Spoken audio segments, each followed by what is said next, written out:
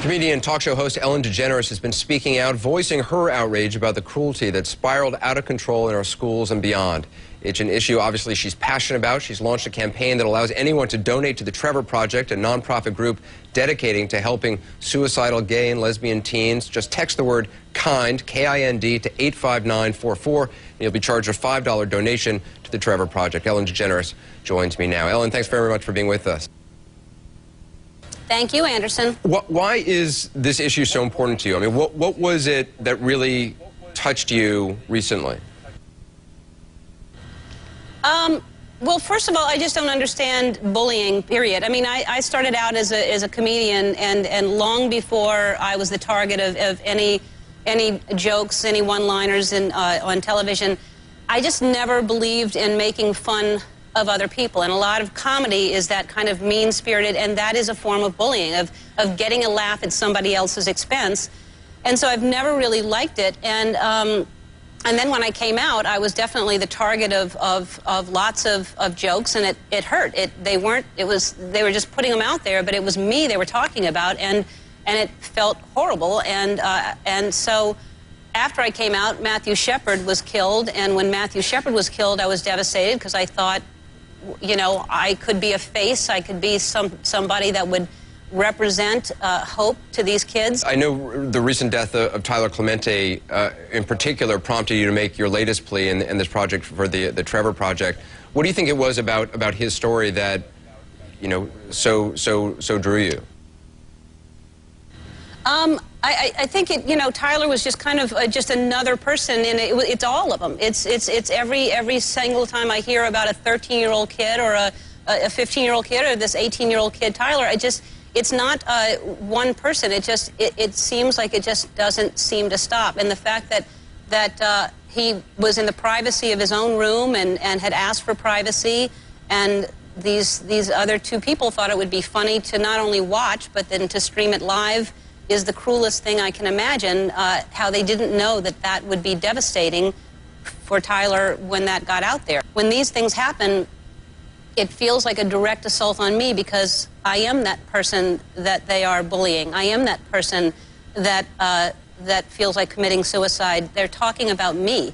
I'm gay, and I have been ostracized my whole life and in society, and I'm sent that message on a daily basis by the media, and it hurts. And I want to say to those kids out there, I have been through it. I came out.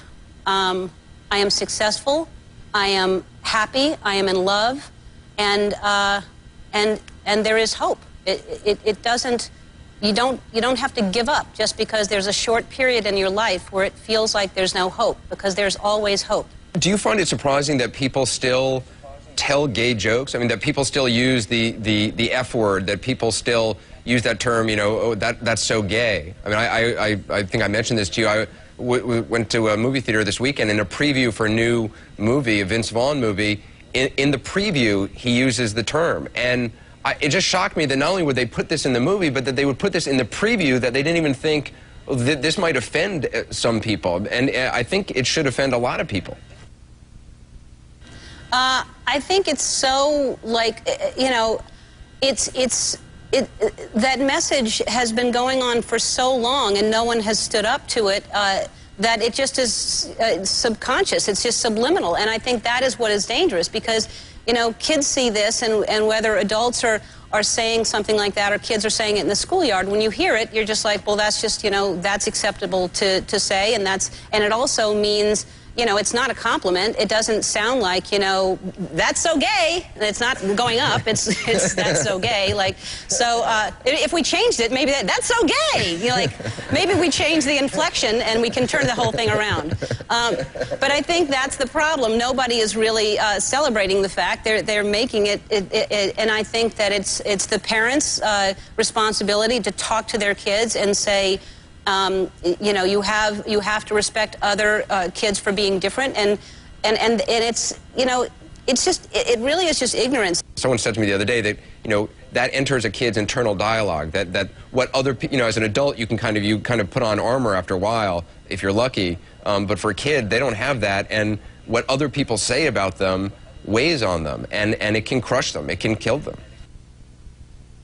Well, they don't have the confidence yet. I mean, I don't think I really fully, you know, started feeling comfortable in my own skin until the last really, you know, 10 years or so, and I get more comfortable every year as I get older. But it's movies, it's television, it's politicians, it's society saying, you know, you can't be openly gay and be in the military. You can't marry the person you love because you're not equal to other people.